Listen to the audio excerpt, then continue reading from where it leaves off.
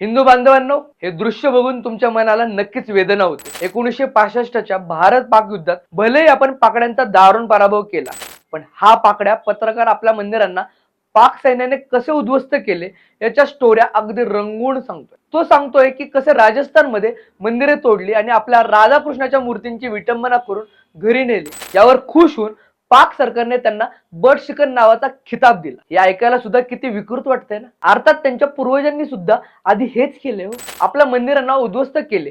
आपल्या मंदिरांना उद्ध्वस्त करण्याची यांची परंपरा फार जुनी आहे। अगदी अल्लाउद्दीन खिलजी पासून औरंगाबादपर्यंत त्यांनी आपली मंदिरे तोडली, आपल्या देवतांच्या मूर्त्यांची विटंबना केली।